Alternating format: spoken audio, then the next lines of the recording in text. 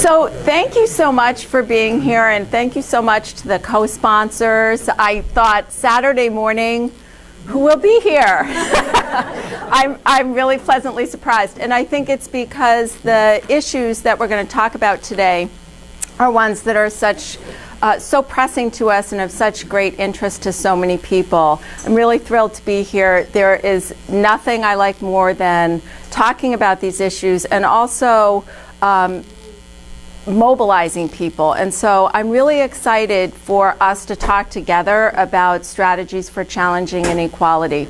So I'll talk for a little bit, but I really want this to be a generative conversation. So people should feel free to chime in if you would like to. And then we'll also have some time for discussion at the end. I'll just say a little bit about myself. I'm a social psychologist, and I'm also the director of UCSC's Blum Center on Poverty, Social Enterprise, and Participatory Governance. It's a mouthful. The Blum Center works. And we really specialize in community-engaged research that focuses on fiscal equity and housing and food security. And so I left some materials about the Blum Center in the back of the room, and also one of our recent reports with Santa Cruz Community Ventures looking at mainstream and alternative lenders and comparing their prevalence in Santa Cruz and Watsonville. And it's really indicative of a lot of the work that we do to try to address economic inequality right here in the community. So this first slide, I think, is really indicative of the kind of situation that we find ourselves in on an everyday basis, where we have this juxtaposition of wealth and privilege against economic hardship. And this is a scene that you could see anywhere, including here in Santa Cruz on any given day. And the reason that this image really stands out to me, I think, so much personally, is that for me, what really started me on this path of the work that I do is really seeing and stepping back and seeing this juxtaposition of wealth and poverty on a day-to-day basis. So a long time ago, when I was a graduate student, I was playing hooky from what I was supposed to be doing, and I went to Boston for the day with my partner. And one of the things that I was struck by was, all of these kind of lavish holiday windows and people spending and consuming up against really extreme homelessness and hardship. And the reality is most people turn away. Sometimes they look. Sometimes they say something not so kind. Sometimes they stop and help. And I became really intrigued by trying to understand what it is that really leads us to have the kinds of attitudes and beliefs and responses that we do to economic hardship. And we are living in a time, as you all know, of extreme concentration of wealth and poverty. I hear someone enjoying a drink. So this is just a roadmap of where I want to go today. And I want to say a little bit just about the consequences of economic inequality and wealth inequality for both individuals and groups. I want to talk a little bit about the beliefs that legitimize inequality. So really get us thinking about why we tolerate the kinds of inequalities that we have in our society. And then most of all, I really want to talk about some strategies for creating greater equality. And that's where I'm hoping we can really have a rich conversation together about how we might do that. So it would be impossible to not be aware, I think, at this point of the concentration of income and wealth. In getting ready for today, I was overwhelmed by the sheer number of headlines that I found documenting inequalities. So here you see world's 8 richest have as much wealth as the bottom half of the global population. And I'm sure you'll recognize some of these faces. All men. That is true. Well, yeah. So, and it is, if you can't see, it's Bill Gates, Amancio Ortega Guana, Warren Buffett, Carlos Slim Helu, Jeff Bezos, Mark Zuckerberg, Lawrence Ellison, and Michael Bloomberg. Another headline, you might remember this one, the richest 1% now owns more of the country's wealth than at any time in the past 50 years. And you see our Treasury Secretary, Steve Mnuchin, and his wife, Louise Linton. This obviously became a really big meme about inequality. More headlines. Richest 1% bagged 82% of wealth created last year. Poorest half of humanity got nothing. And this is just from a few days ago. The Federal Reserve Chair calls income inequality the biggest challenge in the next 10 years. So these are headlines that we are really bombarded with on a daily basis. Headline after headline document this inequality. And just to give you a few figures here that really stand out to me, only 5 of 36 nations in the Organization for Economic Cooperation and Development have higher inequality than we do. Those countries are South Africa, Costa Rica, Mexico, Chile, and Turkey. Those are countries with higher inequality than us. We're right after them. It's also the case that the number of billionaires globally rose from 470 in 2000 to 2,208 in 2018. So we're really seeing an escalation of these trends. A great resource if you're interested, if you want to follow up on inequality and catch up on recent statistics, the Center on Budget and Policy Priorities is a great place to gather information. And here you can really see this kind of up and away, where the 1% is enjoying tremendous gains. Here, a gain of 242%.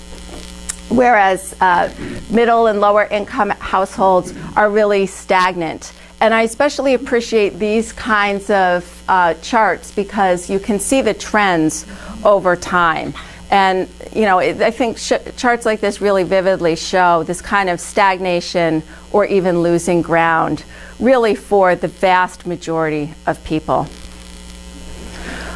But of course, and this I know will be a little bit hard to see in the back, but the gains and losses are not equally distributed. They're quite unequally distributed, with some groups falling even further and further behind.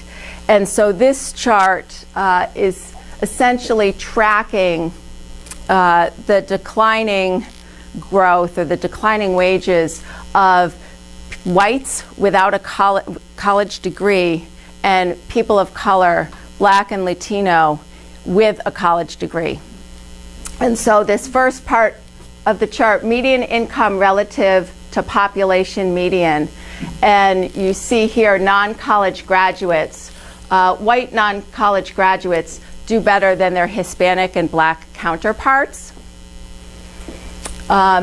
And then you take a look here at college graduates and you see this kind of up and away. So you see this consistency of this lagging behind for groups of color. This other side shows median net worth relative to the population median. And again, you see this same kind of trend. And I think it's really important to think about who is falling behind when we think about the current polarization that we have in our country as well. And so I'm going to kind of come back to that in a bit. Income is very unequally distributed, but wealth is even more unequally distributed. And here you can see the top 1%, again, just kind of up and away compared to the bottom 90%. So the richest 1%, to say it in a nutshell, the richest 1% now control as much wealth or more than the bottom 90%. And that's really staggering. I think that, the statistics are so powerful, but they also sometimes, I think, kind of flow over us, and it can be really hard to take in what they mean. When you really stop and think about what it means for 8 people to control that much income or wealth, or you really think about this top 1% compared to the bottom 90 or 95%, it really makes you stop and think. And one of the ways that I've kind of helps me to conceptualize it, because the numbers get so big, it can be hard for me to wrap my head around, is to actually think about it as pieces of pie. Because when it gets to be so much money and such great concentration, it just becomes difficult to visualize. So you could think about all that fabulous food back on the table that we had. If we had equality, you might think about it this way. There would be 100 people and there would be 100 slices of pie or fabulous baked goods back there. And everyone would be getting one piece of that. That's one way of conceptualizing equality. Here's what it actually looks like. This is the actual pie distribution if you were to basically take this chart and then translate it into how that pie is distributed. So the top 20% has 90 slices of the pie. The second 20% has 8 slices of the pie. The middle 20% has just 2 slices of the pie. The fourth 20% has 0 slices. They've got nothing, not even the crumbs. And then the bottom 20% is more like negative slices of pie. They're actually like -1 because they don't, what's that? They have to bake the pie. Yes. They have to bake the pie and not get any of the pie. And this is wealth or income you're talking about? This is wealth.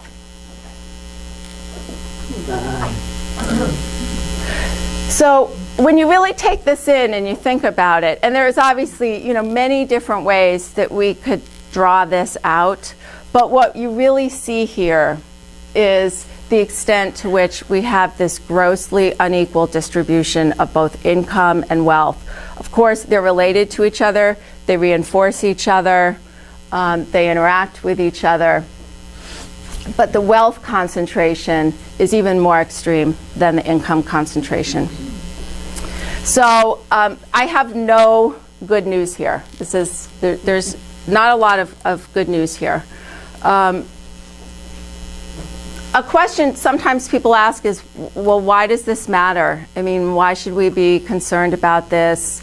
Isn't this the natural evolution of capitalism? I want to share with you a couple of findings that really show why it does hurt us. And of course, it is the case that people who are low income bear the burden of inequality. There is no doubt about that. So I don't want to minimize that in any way. But it's also true that a growing body of research shows that, in fact, everybody suffers due to inequality. It actually is bad for us at a societal level. It's incredibly powerful research. Much of it is in the areas of public health and epidemiologists, but also in other areas as well. This is, and some of you might be familiar with the book, The Spirit Level. It came out in 2009. It was a bestseller, a really phenomenal book. It's by Wilkinson and Pickett. And essentially, what they do is document the many ways that we are affected at the societal level by inequality. And this is a mapping out of the different countries in terms of the negative consequences of inequality. And here are some of the indicators that they look at: life expectancy, math and literacy scores, infant mortality, homicides, imprisonment, adolescent births, trust, obesity, mental illness, including substance use, and social mobility. And essentially what they have found is that on all of those indicators, in countries that have higher rates of economic inequality, they also fare more poorly on these indicators. So for example, countries with more economic inequality also have a lower life expectancy. And you can see here, this is a sad distinction for the United States. We're way up in that top corner by ourselves. On this axis, income inequality, it's high in the United States, and we score more poorly on all of these indicators. You know, it's interesting, Greece is right in the middle, and we make such a big deal about, oh, we don't want to become Greece, right? Well, that's a great point. And I think it's really important to see the images of the United States in comparison to other countries, because it helps us think about ourselves in context, particularly in terms if we want to think about the kinds of policies that maybe would help level the playing field. Is there any, and I don't know whether it's something you can measure, but there's a difference between not having money and poverty. Poverty is a way of thinking. It's a way of fitting into the way society sees us. I did my student teaching in East Tennessee in the 50s.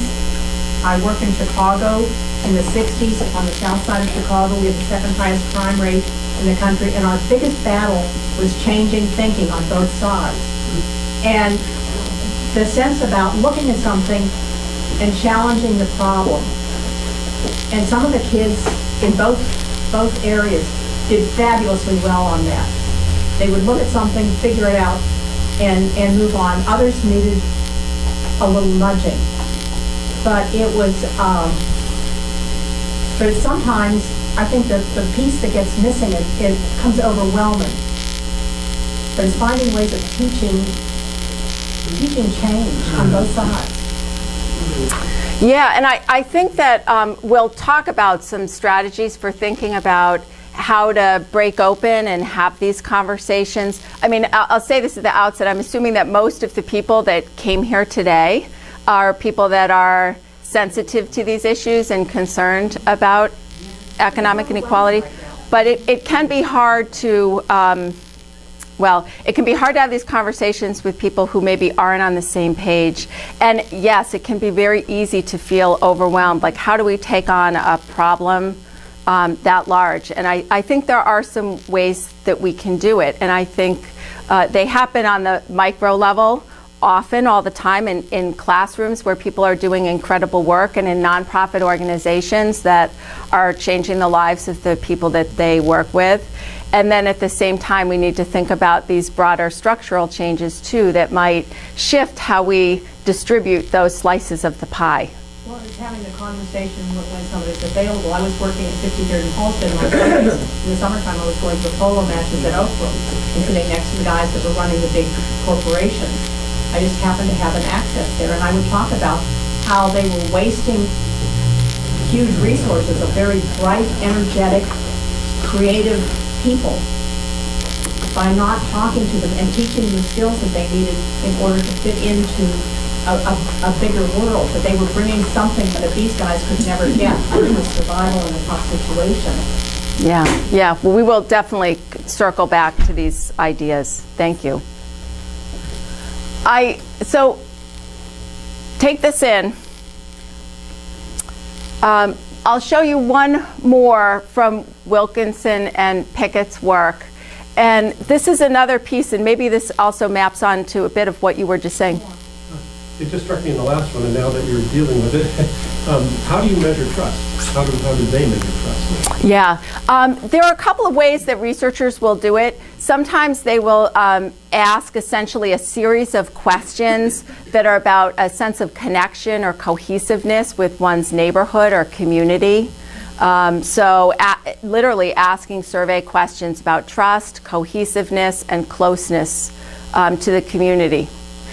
You could also measure it, I suppose, inversely a little bit by asking questions about concerns about crime and other things like that. You might also look at things like, and this is a little bit different than trust, but other researchers have also looked at community engagement, how involved people are with their communities, and civic participation as well. Excuse me, very quick.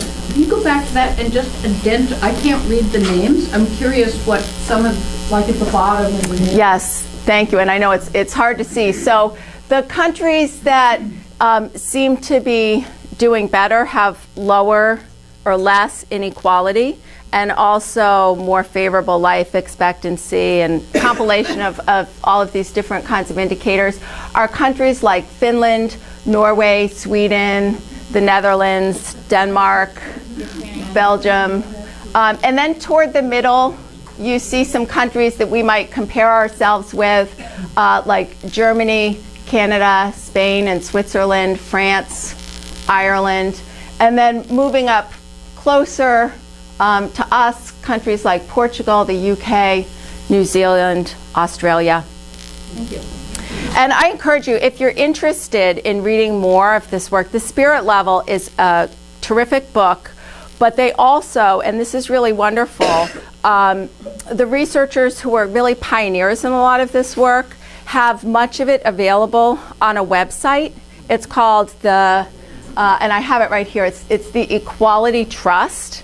If you just Google in Equality Trust, you can download some of these slides, and you can also see more information about their work for free. So you don't actually have to buy the book, although the book is wonderful. What's the name of the book? The book is called The Spirit Level, and their website is called the Equality Trust, and they do really amazing work related to economic inequality and mapping out these indicators. And what their big thesis is, essentially, is that inequality is toxic to our society. It is eroding us. It is hurting us in terms of health and well-being indicators, and it's also hurting us in terms of cohesiveness and trust. And so here you see kind of the flip side of what we saw. Levels of trust are higher in more equal, rich countries. So when you look at other wealthy countries, those that have lower income inequality also tend to have higher sense of trust. And for me, when I see these, I really think about, our current political moment right now that we find ourselves in that's incredibly polarized, filled with distrust. And we don't often think about economic inequality as the kind of driver of some of that, but perhaps it is. I think figures like this kind of tell us that we need to be thinking more about how we're being affected by economic inequality. And I think sometimes it's just become so much the fabric of our lives that we don't step back and notice it, much like that initial image I showed you with the young women taking a picture next to someone in distress. So I'm a social psychologist by training, which means that I focus a lot on how people think about and perceive economic inequality. And a lot of my interests are really tied to my time working in politics as well, for Senator Kennedy, and really thinking about how you can mobilize people around these issues. And so this is another picture of this kind of extreme juxtaposition of wealth and poverty that we could see anywhere across the United States or internationally. This is not a picture from the US.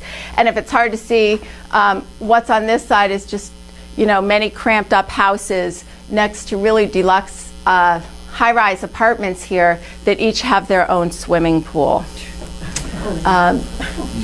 Where is that? Yes, thank you. I think it's in Brazil. And it's an image you see a lot as a representation of inequality. I think it's really powerful.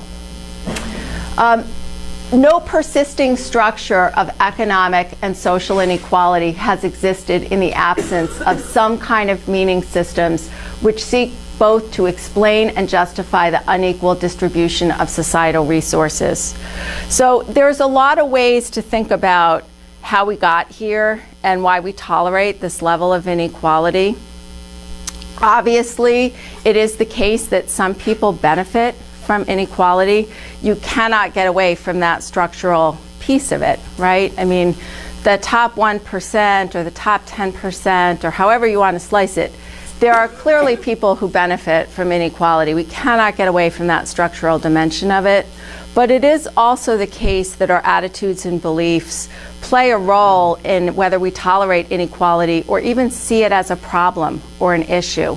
So I want to shift and focus on that for a little bit and just highlight some of the beliefs that play a role in tolerating inequality. And this might also lead us to some ways of thinking about how we could break the cycle and start having a different conversation about the issues. And I'm really going to focus on U.S. beliefs here.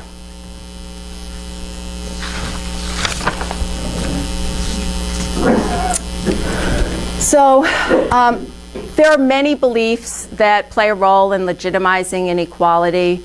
I'm going to focus on just 3 here today briefly: meritocracy, individualism, and belief in class mobility. And by meritocracy, I really mean that belief that if you work hard and you're talented, you will rise to the quote top, regardless of your family of origin or your race or other characteristics. All 3 of these beliefs intersect with each other and all play a role in supporting the American dream. Individualism is really prominent in the United States. Individualism is that emphasis on self-reliance, that kind of pull yourself up by the bootstraps, the idea of the rugged individual. One way that you see it a lot in everyday life in our culture is through our advertisements. So you think about like the old Nike ad, just do it. There was the old Army ad, like an army of one. There are so many examples. During the last presidential campaign, not our most recent one, but I guess it was, 2012, the kind of I built it, all of that represents individualism.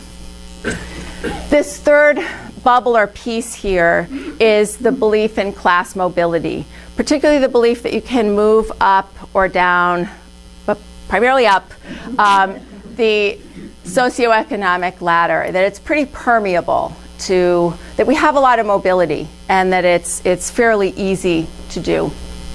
And so I'm going to touch on each one of these. One is to just point out to you how dominant individualism is in the United States.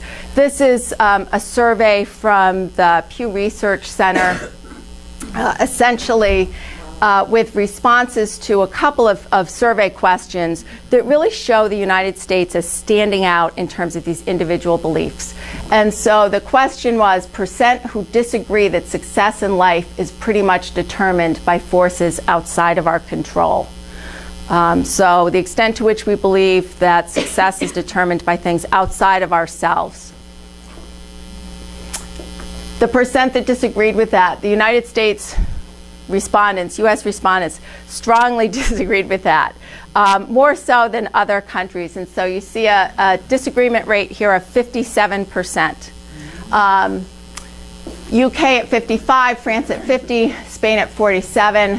The Europe median was 37%, and you've got Greece, Poland, Italy, and Germany mapped out here, all in the 30s. This is just one example of the degree to which we endorse individualistic ideology, that it's about the individual and that we are the masters of our own destiny. This other piece, % who say it's very important to work hard to get ahead in life. Again, in the US, we stand out here. We really believe that hard work pays off. The US is here at 73%. Our closest relative is the UK at 60%. Another illustration just standing out in terms of meritocracy, views of hard work and success. Again, survey questions from Pew. Most succeed if they work hard. 77% of respondents agreeing with that. Only 20% supporting hard work is no guarantee that you will be successful. And Heather, how is success defined in this case? It's, these are survey questions, so they're asked in just this very broad way. So we don't know what people are imputing into that success. And I think, that's a really interesting and important discussion to have about what does success mean. It may mean very different things to people, but these types of survey questions are really just asking, if people work hard, will they succeed? And I think, the assumption is they're drawing on capturing people's beliefs about economic success. Do you know where the Scandinavian countries rate on those? Yeah, and they would be much more likely to believe that hard work is not simply under our control. So they're not mapped out here, but they would be more likely to believe that hard work is in and of itself is not a guarantee. It's interesting that right behind us is Britain and all these cases. Yeah. Kind of shows where it came from. That's a really important point, and it's absolutely true. I mean, so many of our, particularly our poverty programs and policies are really grounded in, the old poor laws. So you can see that. Also, we share with Britain a high level of economic inequality as well. Yeah. Yep. Oh, yeah. Well, I'm thinking of 3 slides. One, we're have far greater problems than Japan. But then you showed that we also have about the same amount of trust as Japan. And now here... No. Yeah. I think so. Want me to go back? Yes. Well, if you want to. Sure. It was interesting. We're very separate on levels of trust. So Japan's slightly higher than us, but Where's Japan? Can you point it out? Far left. Japan's there. So there's Japan, and here we are. So similar. In terms of problems, we were at the opposite ends of the spectrum, but in terms of trust, we're much closer. But then on the last slide, it seems that we both believe in our maybe different systems. In the U.S., there's a strong belief in the work ethic, meritocracy, but in Japan, there's a belief that social programs will take care of us and work isn't as important. What's the explanation here? And I think it's hard to generalize, so I don't want to make an overgeneralization.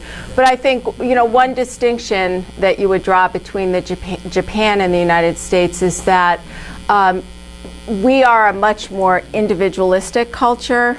And some research suggests that Japan and some other countries are more collectivist, so less focused on the individual and more on the we or the group. And so I think that helps explain maybe some of those.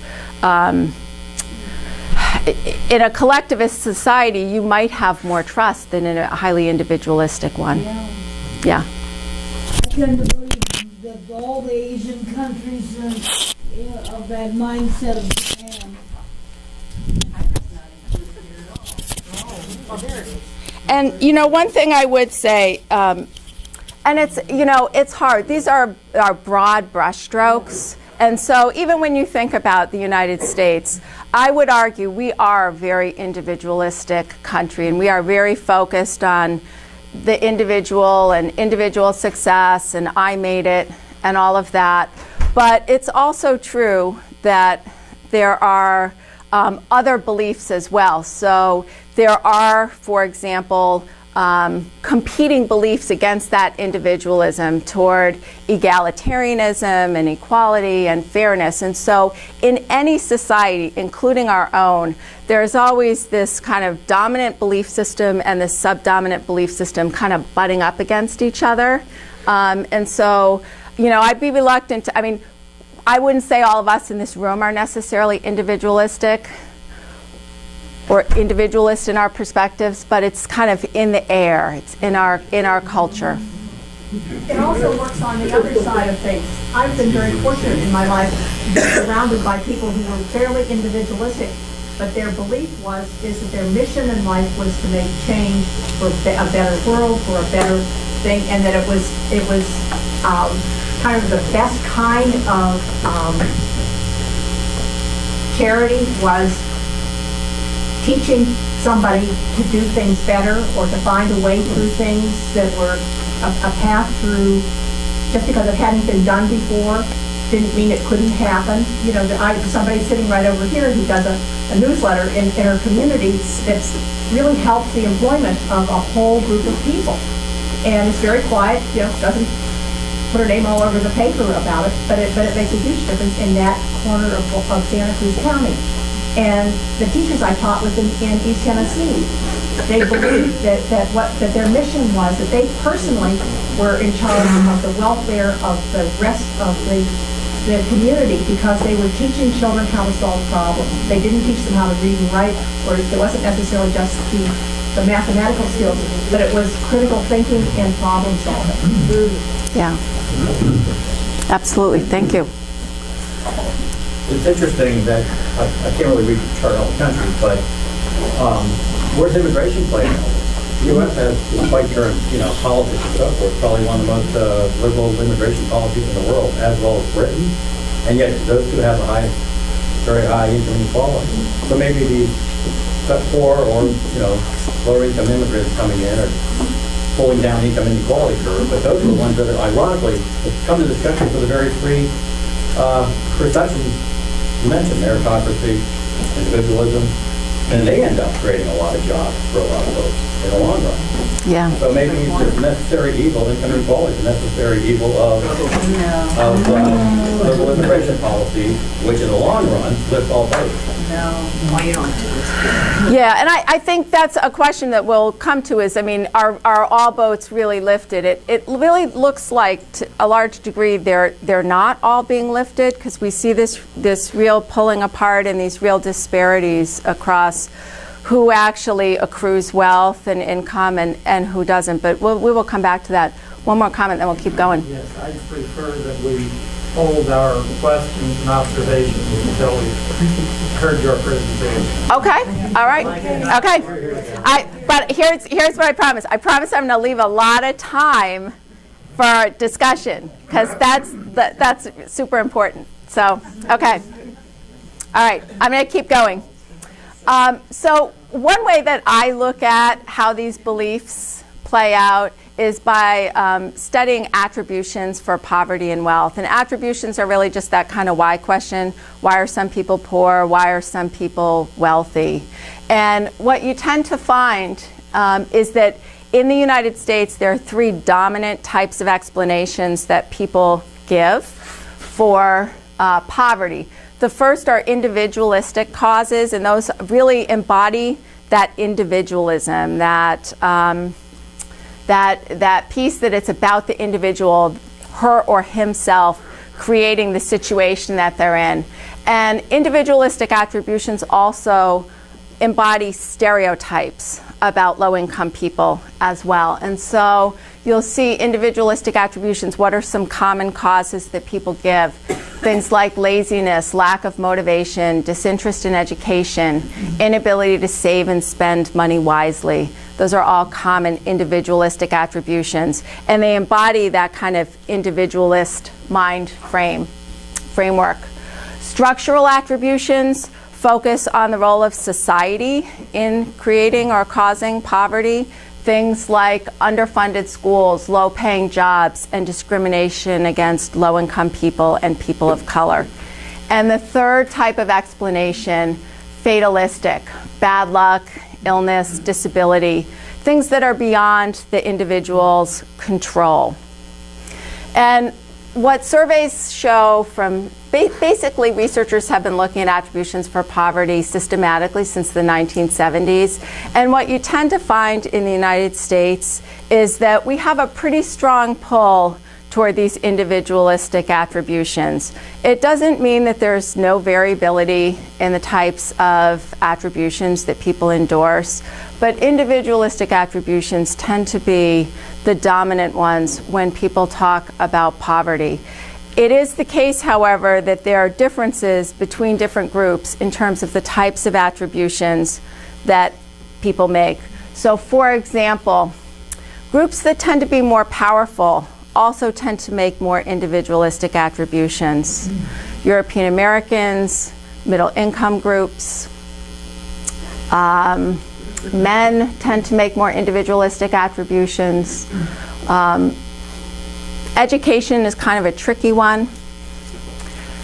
Structural attributions, low income groups, people of color, more likely to make those structural attributions, to attribute poverty to causes outside the individual. And not surprisingly, in the United States, fatalistic attributions are not particularly popular. We just don't like to think of poverty in the United States as outside individual control. It tends to be fairly unpopular. Absolutely. And I will say, there's kind of this tendency to see it as sort of all or nothing, that people only make one type of attribution. It's way more complicated than that. Most people endorse multiple types of attributions and might make different types of attributions depending on whose poverty it is that they're thinking about too. So that's an important piece. It doesn't make it untrue either. I mean, right? Those all could be true. They all could be true. Thank you for that point. They all could be true. And I just want to make the point, there aren't really any good or bad beliefs. And I'm not here to say, oh, believe this, believe that.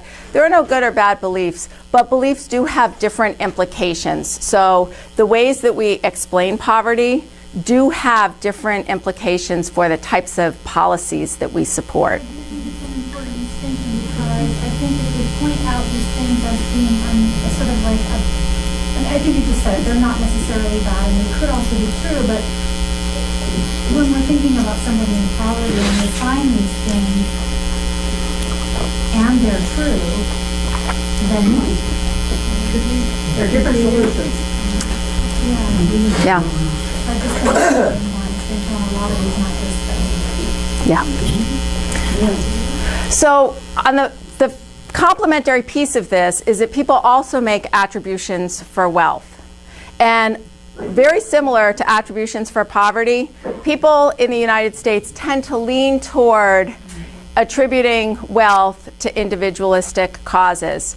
But what you'll notice here, and what's really different, is that these individualistic causes are positive. So things like ambition, willingness to take risk, intelligence, perseverance, hard work, those tend to be the dominant types of explanations that people give when they talk about wealth. And you see that a lot in descriptions of many of our millionaires and billionaires as being kind of self-made and bucking the odds and taking risks and chances. And I would argue that there's actually a whole kind of halo effect that surrounds wealthy people so that we don't really question them. And you might think about, I heard someone mumble, Donald Trump. He would certainly, I think, fit into this category. But you think about his campaign and how cleverly he crafted that, too. I mean, he frequently was depicted in front of his jet with his name on it and at Trump Tower and things that highlighted his wealth and prestige. Contrasting with those individualistic attributions are explanations that focus on privilege or structure. So attending elite schools and universities, inheritance, better opportunities that come from being born into a wealthy family.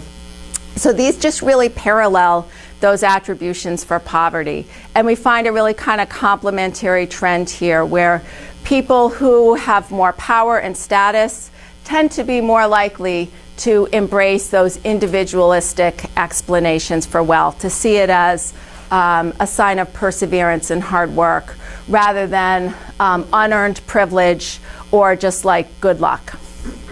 So to get to the consequences, because for me, I mean, I'm interested in the different types of beliefs people have, but what I'm really interested in is what their consequences are and how they play out. One thing we know, I touched on this, is that different economic groups perceive these issues differently. This is from the Pew Research Center. The question here, why is a person rich? Did they work harder or worked harder or had advantages in life? And basically what this chart shows is that higher income people tend to be more likely to attribute why a person is rich to working harder than having had advantages in life. The flip is true for lower income groups. So the less than $30,000 group was more likely to attribute being rich to having advantages than working harder. And then the same kind of trend here, why is a person poor? Higher income groups more likely to attribute it to lack of effort than circumstances beyond control, whereas lower income groups are more likely to focus on the circumstances beyond someone's control. Are all these data just based on surveys? They are not. I'm showing you a lot of survey data, but we also have a lot of qualitative data, like interview data, where you talk to people richly about the types of explanations that they give. Could you do the why people are poor again? I didn't quite. Sure. So why is a person poor? Is it lack of effort or circumstances beyond control? And you're saying the wealthy take that position? Wealthy people are more likely to attribute poverty to lack of effort. So to make that kind of individualistic attribution rather than to say it's something beyond control. There's not huge variability there, so it really shows how it's in our DNA.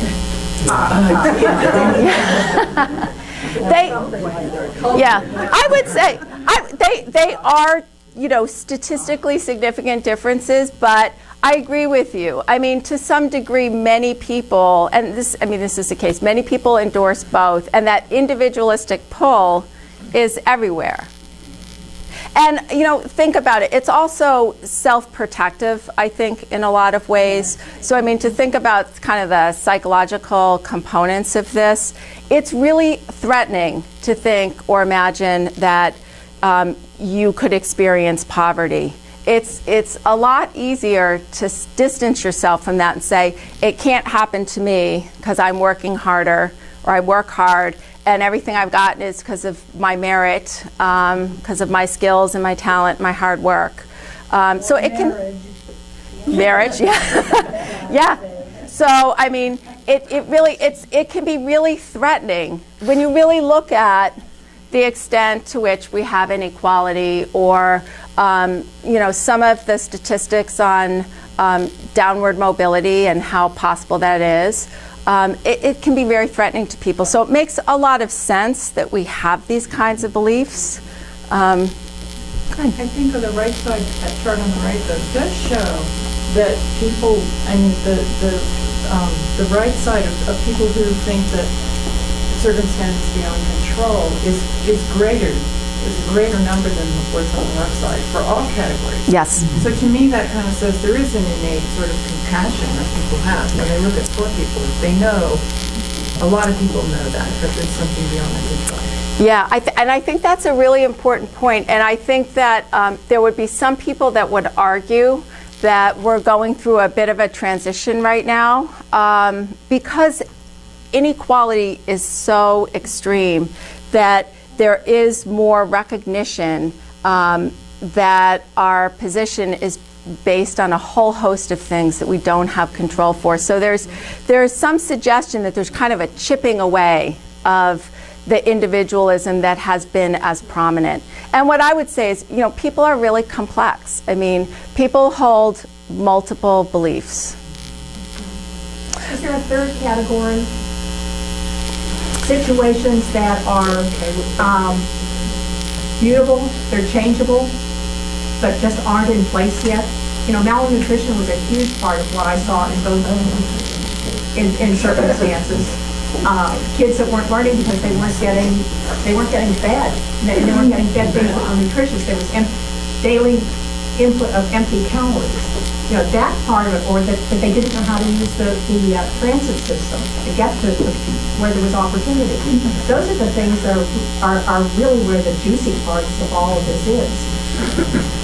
Yeah, and I think that, it's hard to capture in a lot of this work all of the individual sources of inequality. This is more sort of these trends in the ways that people see the issues and then kind of how they play out. And I'll cut to this one to kind of maybe get you thinking about, to kind of move us toward where do we go from here. Attributions for poverty are highly partisan. So one place that we are seeing some really stark divides are in terms of the explanations that Republicans and those leaning to the right versus Democrats and those leaning to the left see the issue. So on this side, it's the percent who say a person is poor generally because of lack of effort on their part. And you can see about 48% of Republicans in this poll versus 18% of Democrats seeing that as the source of poverty. Here on the flip side, percent who say a person is rich generally because they worked harder than most other people. 71% of Republican respondents versus 22% of the Democrats. So here you're seeing that kind of poll. The interesting thing is that's really stoked by the people that are already in power and are rich, and saying, convincing those who aren't that that's still true. Yes, and I'm going to get to that. I'm going to get that. So I'm going to go kind of quickly because I want to make sure we have some time for discussion. This is the satisfaction with the opportunity for a person in this nation to get ahead by working hard. And again, you see this shift, and you used to see more convergence. The Republicans are in red, the Democrats are in blue, and you see 86% of satisfaction with opportunity for a person to get ahead among Republican respondents versus just 50% of Democratic respondents. So what I would... I missed what the topic was for that one. Satisfaction with the opportunity for a person in this nation to get ahead by working hard. And so you kind of see how these beliefs start filtering in, not just to how we think about poverty and wealth, but how we think about opportunity more generally, including fairness. This one's really hard to see, but it essentially is a breakdown of perceptions that the U.S. economic system is generally fair. And if you look here, you'll see 63% of Republicans, 57% of Republicans, sorry, I'm getting confused here, unfairly favors powerful interests. So only 36% of Republicans see the economic system as unfairly skewed, compared to 84% of Democrats who see it as unfairly skewed. So how does this play out in terms of policy and redistribution? This is the core of a lot of the work that I do, is looking at the connection between these different types of beliefs and how they map on to support for safety net policies and also tax policy as well. And usually when I say anything about tax policy, people yawn over, but you're not that kind of group, I can tell. So you won't do that. But pretty much the relationships are exactly like you would expect. Those individualistic attributions for poverty and wealth are related to wanting to spend less on safety net programs and wanting more restrictive safety net programs. those structural attributions are associated with wanting more progressive welfare policies and a more progressive tax system.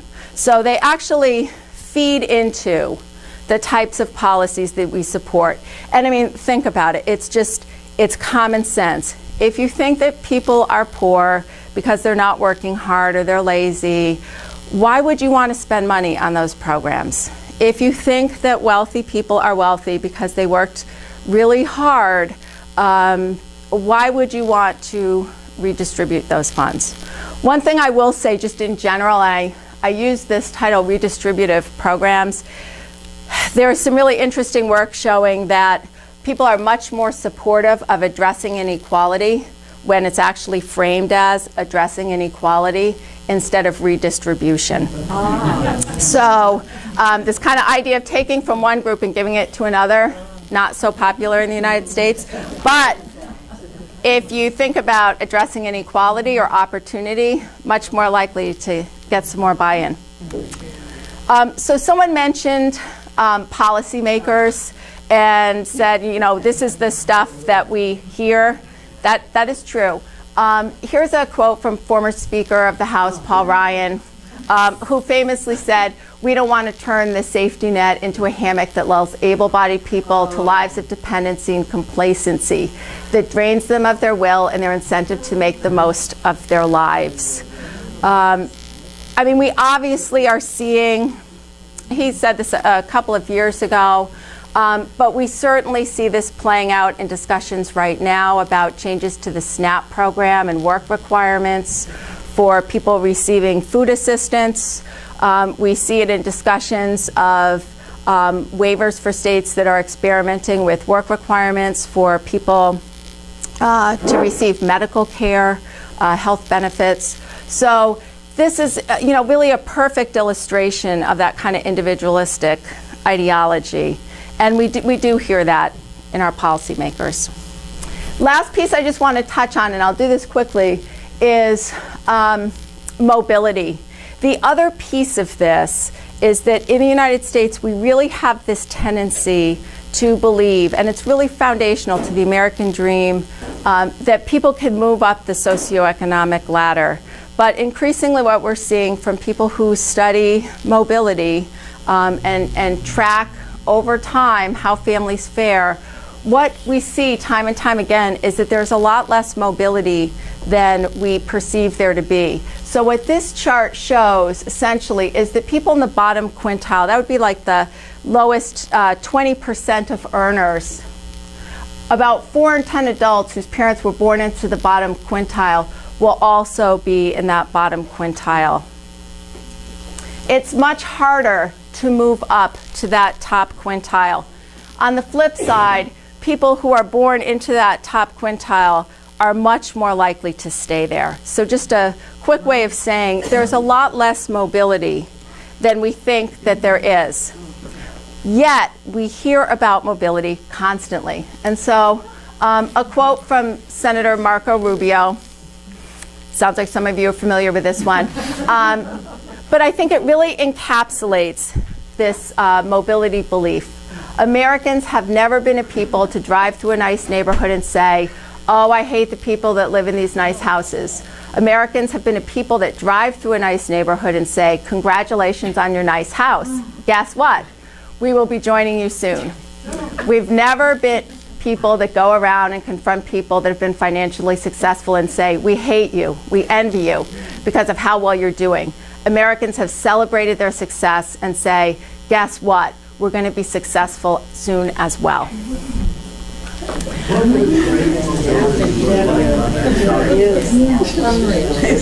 Yeah, I think let's come to that at the end because I think that's an important question. So the social psychological piece of this is to just point out to you the extent to which people overestimate the likelihood of moving up the socioeconomic ladder and underestimate the likelihood of moving down it. And so how researchers do that is they basically compare actual rates of mobility with people's estimated rates of mobility? What do people think? What are their perceptions? And you see time and time again this really gross overestimation of the likelihood of moving up the socioeconomic ladder.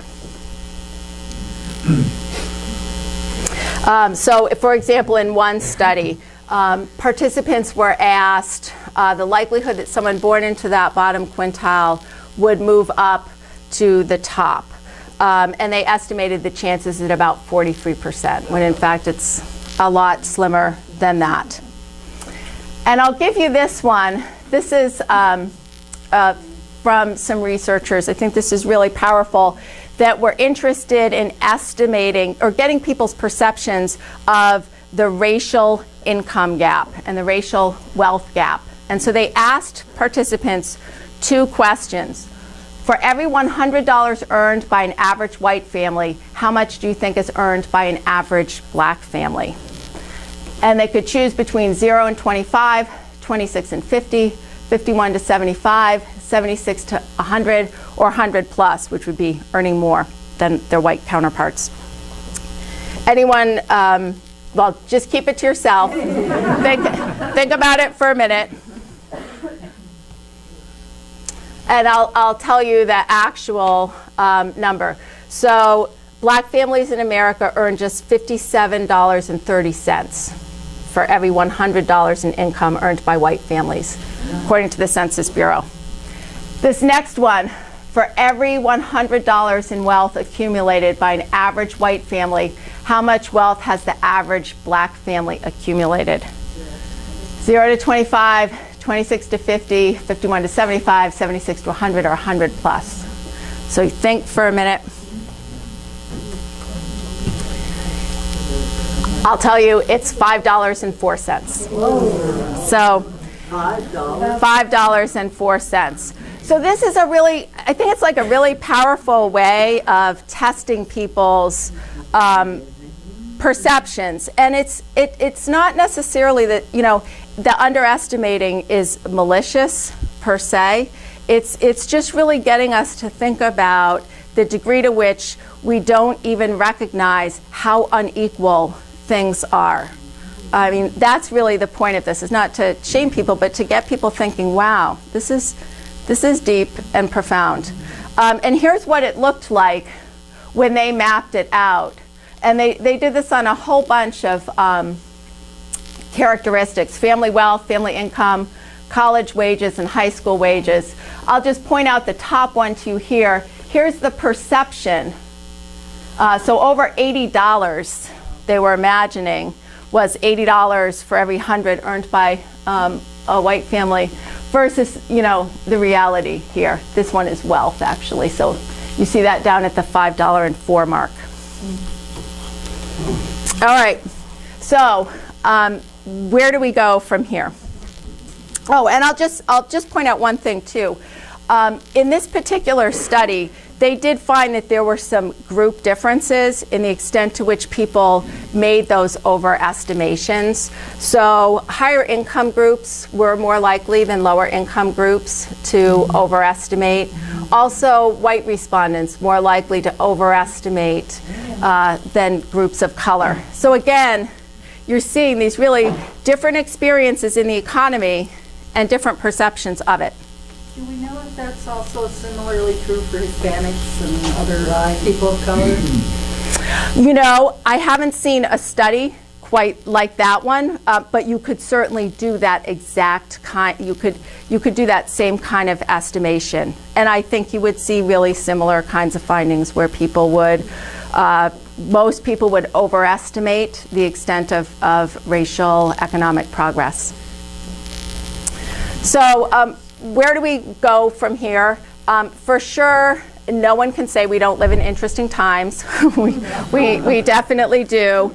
And I think in many respects we're really at a crossroads, at a point in these issues. I mean, I think about when I started my work in this area, it wasn't even something people talked about so much. I mean, when I started teaching classes about economic inequality, when I would first put up some of those pie charts, students would like be like, oh my gosh, I'm unfamiliar with this. That is not the case today. I mean, we really are living at a time where we have greater concentration of income and wealth in the hands of fewer people than we have in decades. We also have had movements that are raising our awareness of these issues. You think about the Occupy movement and others. We had Bernie Sanders, a presidential candidate, who talked really openly about capitalism and inequality. So I think we're kind of at an exciting time.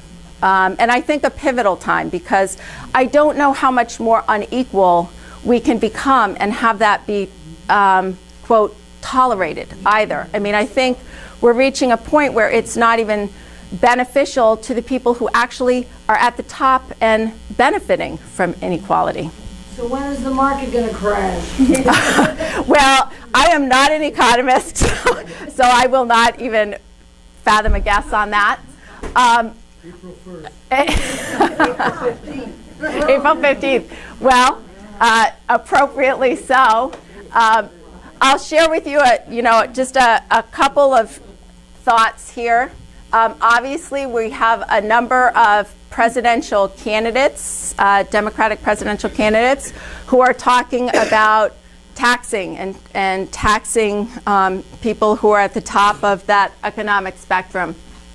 This is a recent poll. Most Americans think the wealthy aren't taxed enough. So the share of Americans who believe upper income people pay their fair share, too much or too little in federal taxes. And you can see the majority here perceiving people at the top as paying too little. What is the time frame on the bottom there?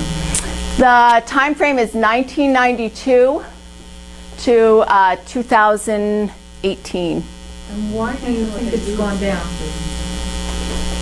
Because the 90s were prosperous for a lot of people. I couldn't think of. So someone speculated because the 90s were such a prosperous time for some people. Because taxes for the wealthy are going down. Yeah. It depends on how we spend our taxes as much as anything. You're here. Well, the Absolutely. military, of course. Extra time. Wow. So, I mean, I'll just point out that I feel optimistic when I see these figures, that there is a kind of a rising tide of believing that people at the top are not paying enough taxes. It's also true, though, that the government doesn't always follow public opinion. There are many examples. I mean, one would be increasing the minimum wage, right? The majority of people supported U.S. respondents in many survey polls supported increasing the minimum wage. We didn't see that happen at a federal level, though certainly we've seen it in many, state and regional efforts. It's also the case that there's no way we're going to have a major tax shift without, blowback. So while there's been, there's good support, obviously several billionaires spoke out last week and, were opposed. Who were they? I can tell you, Michael Bloomberg, and who else? I'm not going to remember his name, but the Starbucks chief. Yes, thank you. Okay. So, yeah. So you can kind of see the battle lining up, and I've encapsulated it here with a quote from a congressional representative from Minnesota. It should come as no surprise that a few billionaires want to continue to hoard as much wealth as possible, increasing their corrupting influence over our political system. The reality is we cannot make progress on the greatest challenges of our time, whether climate change, student debt, or healthcare costs, unless we ask those with the most to give in our society to contribute more. And then, of course, you may have heard President Donald Trump at the State of the Union say, America will never be a socialist country. So you can kind of see the parameters of where this might go. So I'm going to say whatever happens next around inequality, it's going to be a bumpy ride. And as evidence of that, I point out to you just another poll. This is from Gallup. Satisfaction with the way income and wealth are distributed in the United States. So, and I'm going to harken back to thinking about those attributions and those causes. You can see Republican and leaners, 57% satisfied with the way income and wealth are distributed versus just 17% of Democrats. So you can see it's going to be tough.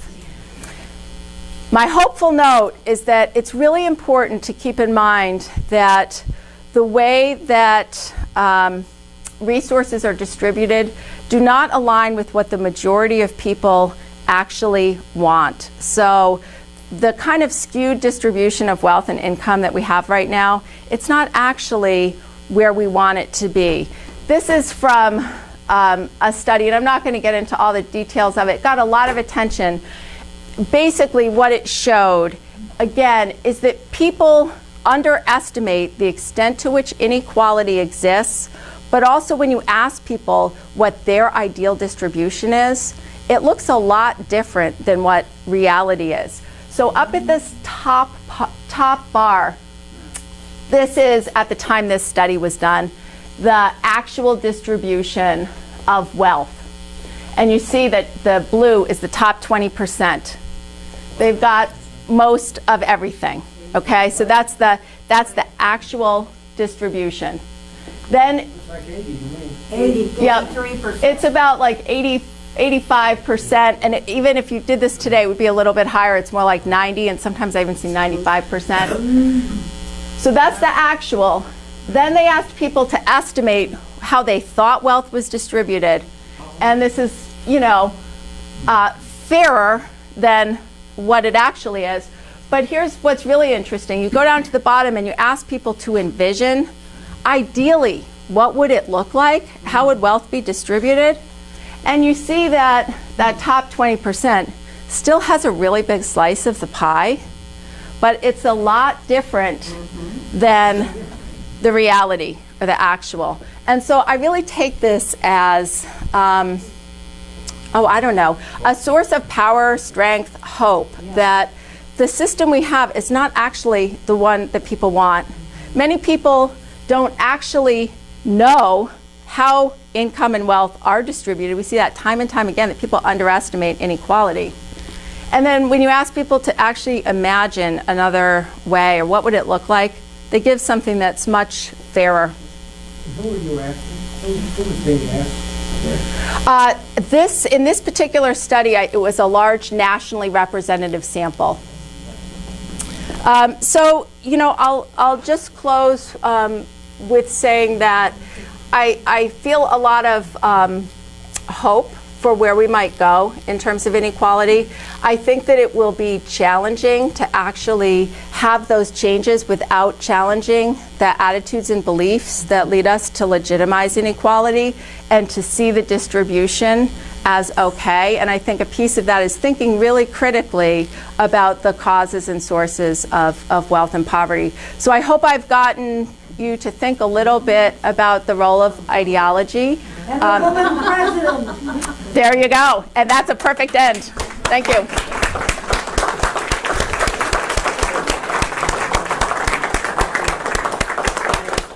Professor, before we do a big Q&A, could you go back to the quote? I don't have any high-tech toys. I need to get that one. The quote about no persisting culture of economic and social inequality. Absolutely. Thank you. And it's one of my favorite quotes by Rosemary Crompton. Let me make that. Oh, woman. Yes.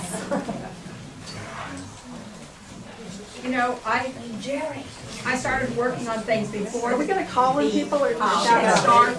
And the job force and things were looking really pretty bleak. Probably my perception of things that are about where they are now.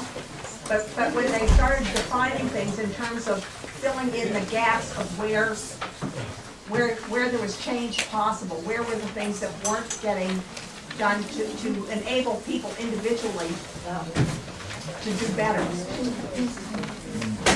And I'll just say, I mean, I think that, you know, I've highlighted some of the kind of big structural issues around, you know, change in tax policy. The other piece of that, of course, is that we need to really think about having a real safety net, one that actually supports people. I think that, and the issue came up right at the beginning, sometimes it can feel overwhelming. I think it can feel overwhelming. I think that there's no piece of the puzzle, thank you, that we don't need to do. I mean, we need to think about how do we make housing affordable?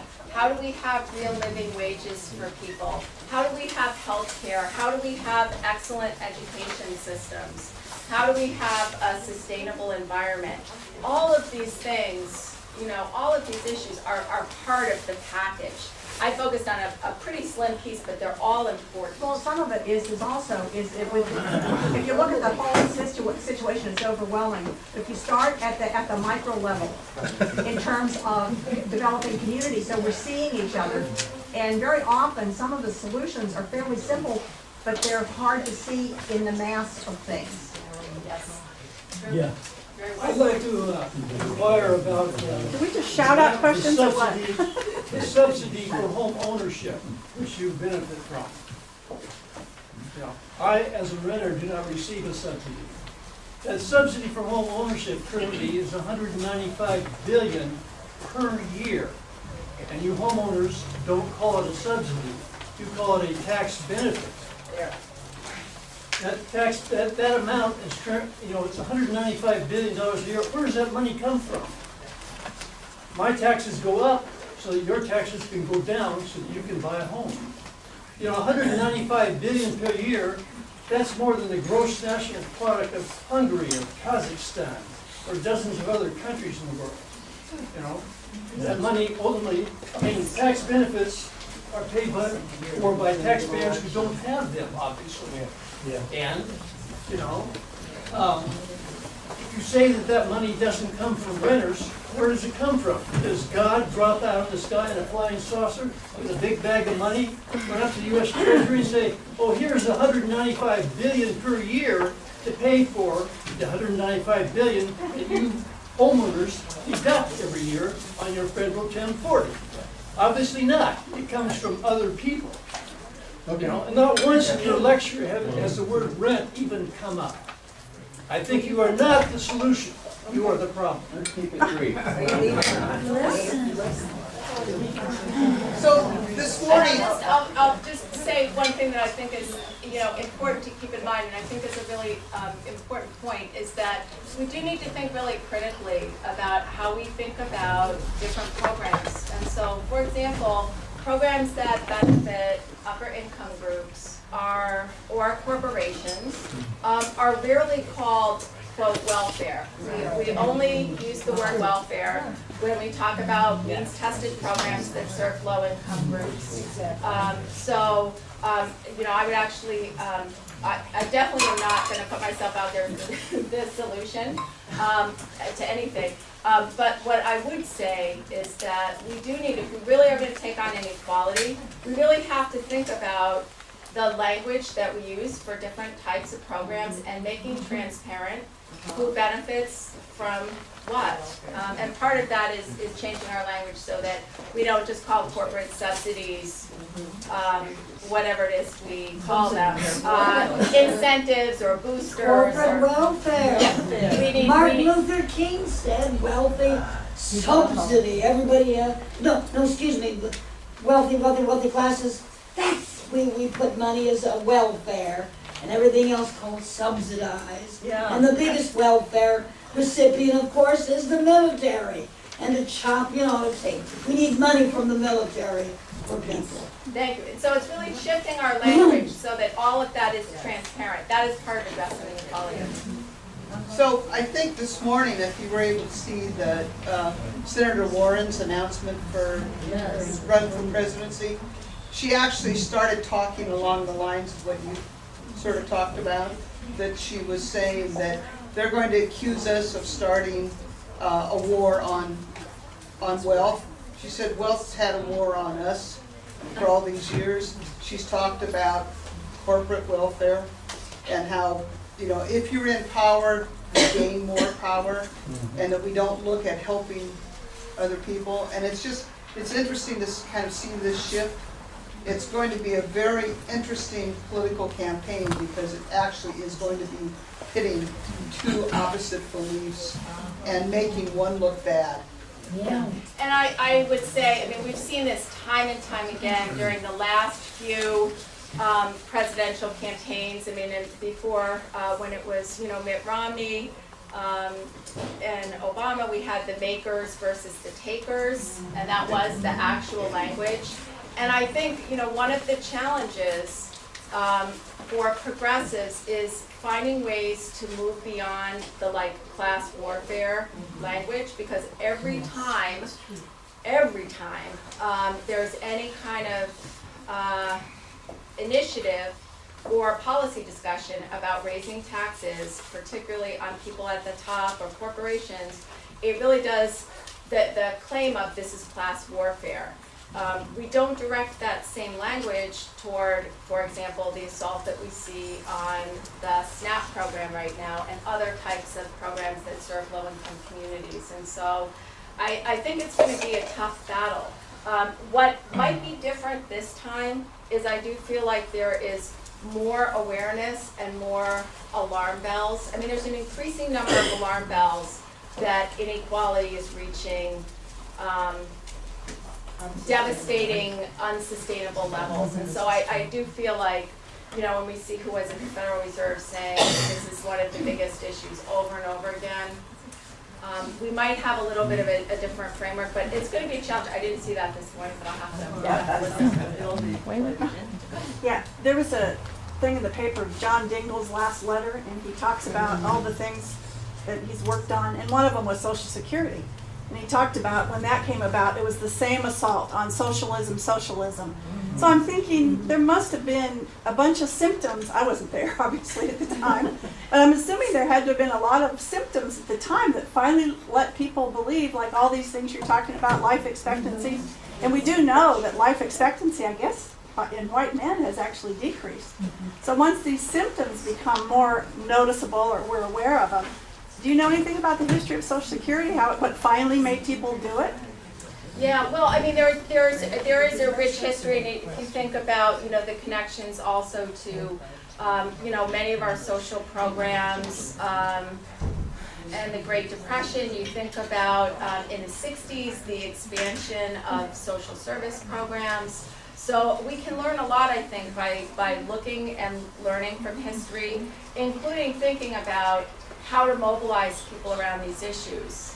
And I think, one thing to think about too, and I really focused here on the really broad level, so I didn't speak so much about our local issues, but obviously Santa Cruz is a microcosm for all the larger issues and inequalities that we see. And so clearly in Santa Cruz, we see these issues play out on a daily basis in terms of housing affordability, in terms of the gap between income and what it takes to live here. And so as you're thinking, how do I take this as sort of, kind of macro level analysis, there are all kinds of ways that we could think about our own community and what we might do to try to level the playing field. And honestly, sometimes that's where you see the most progress. So if you think about the Fight for 15 and other movements that have been successful, it hasn't happened at the federal level, but people are creating change locally. And so there's a lot of potential there. One of the opportunities for mobilizations that's literally starting to happen right now, kind of grassroots-wise, is people are beginning to file their taxes. And they're discovering that they're having to pay at the middle income level a whole lot more taxes. Now, if we take that, we who are in the know, and say, gee, why is that? Oh yeah, there was that tax cut. Oh, but who did it go to?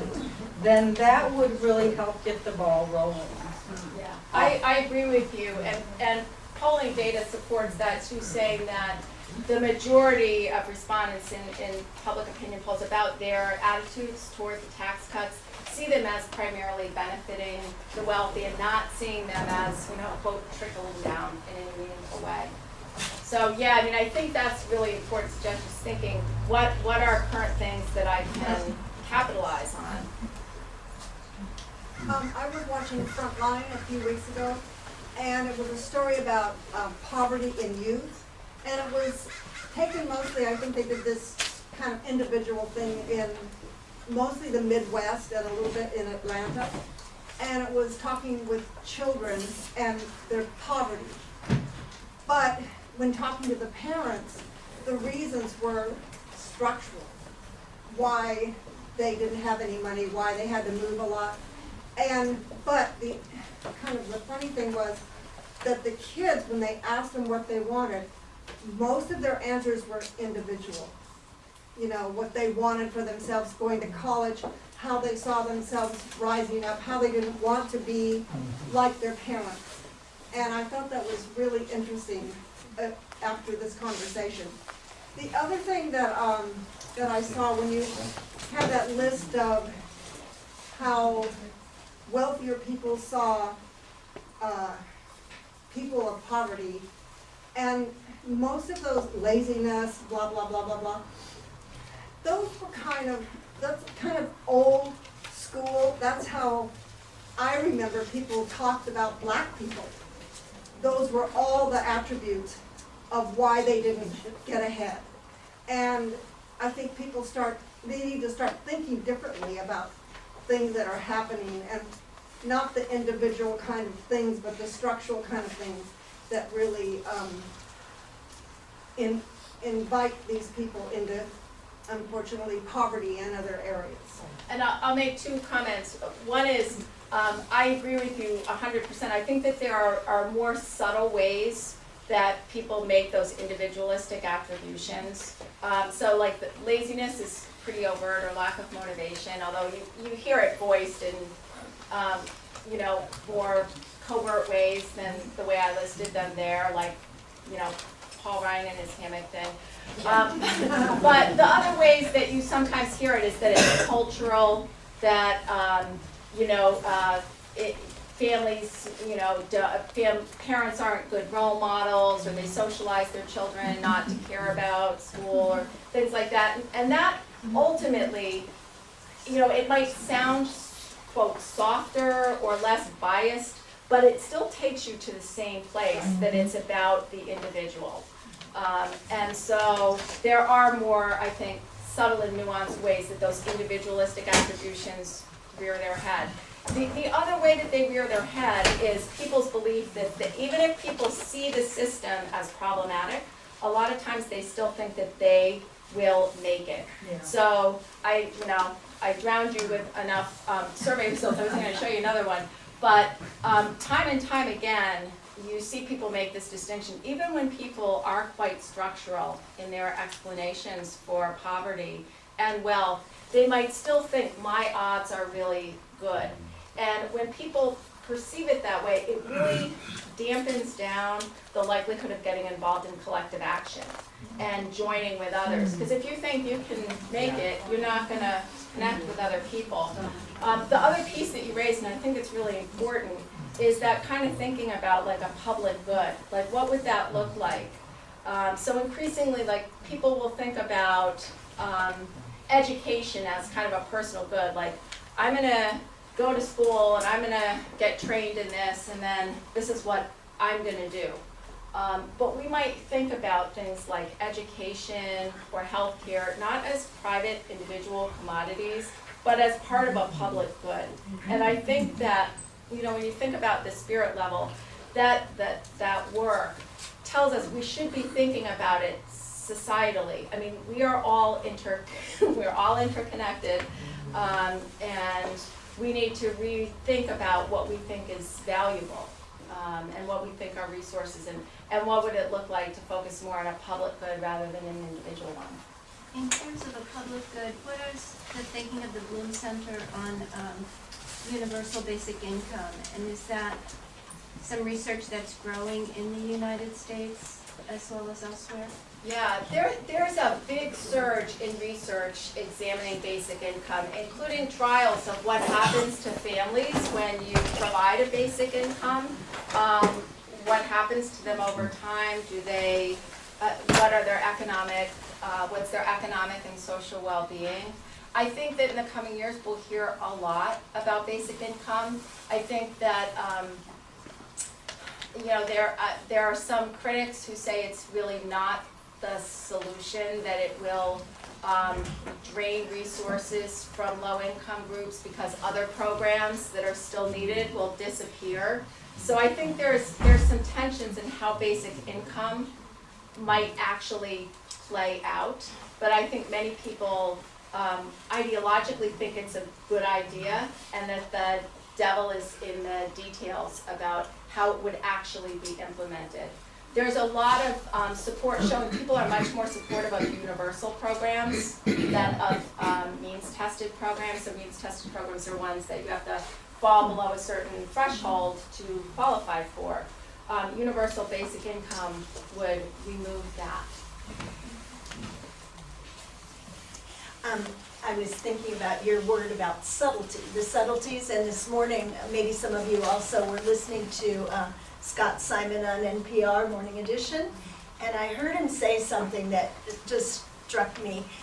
He was talking about Adolf Hitler's paintings being for sale, and he was saying that they were very pathetic versions of art, and he said you'd look at those and you would go, maybe for the guest bathroom. And I thought, wow, who does he think he's talking to? Who hasn't guessed that? So it's just that kind of thing that we just might not think. It's like open our ears to subtleties. Right. And another one you might think about is on the nightly news every night when they have the stock report, right, about the stock market going up or down. And, you know, the majority of people don't own stock. But when it's framed that way and it's like, quote, universal news, it creates a legitimacy that, you know, everyone has this and this is what's valued and this is important, and it sends a pretty powerful message. One more question. Okay. We gotta get out here. I wanted to maybe just make a comment. You know, in Santa Cruz County, disproportionately, there's income inequality. In South County, more. Disproportionately, clearly with Latinos, and clearly, I think, you know, connected to the agricultural industry. You know, I think much to maybe the point that you were making earlier in terms of some sort of necessity, as a community, it seems like we're either accepting, subsidizing corporations and having to provide a rich safety net to make sure that we cover the things that corporations like our own industry in our own county that we're so proud to have, or we hold them accountable to paying a living wage to allow people to afford to live here. So to me, I mean, and I guess my comment, I think, is, you know, questioning, I think, the concept of how we fight inequality, because to me, feeding people isn't necessarily fighting inequality. I don't think that achieves the outcome of discontinuing that perpetuation of inequality. So to me, the solution doesn't come with expanding the safety net, even though I've been president of the Human Care Alliance here locally, a coalition of 60 nonprofits who strongly believes in a strong safety net. To me, it doesn't address inequality. Well, it's also that where our tax comes from. It's like the tourism industry. We get most of our tax for the city of Santa Cruz from the tenant occupancy tax. The people that support those jobs, that source of income, are people that are not at the high end of the income scale, and yet we have not done anything much in terms of providing housing. They live in Watsonville, and then we complain about the traffic on Highway 1. So to me, I mean, I think it's calling out, you know, very specifically, I mean, I think the abstract concept of poverty and inequality, especially when you look at it in the world, in our nation, I mean, it can be so overwhelming, but if we look at it more specifically in Santa Cruz County, who are the individuals that we're talking about, we have a very clear target. You know, we know who the low-wage employers are. And again, and I think these are conversations that we can have candidly to identify them, understand what is the cost then of having to subsidize care for humans. Because what they're paying, what we're accepting for these employers in our county to pay is clearly not giving them a living wage, so. Thank you. So I think, that should be your next meeting. that could be the next meeting. I mean, seriously, I think, part of what you're saying is shifting that frame of responsibility to corporations and people who are benefiting from Well, accept that it's that ours, and let's build a rich safety net then, because that's clearly what we're doing. I mean, that's what we're trying to achieve otherwise, yeah. Thank you so much, Ted.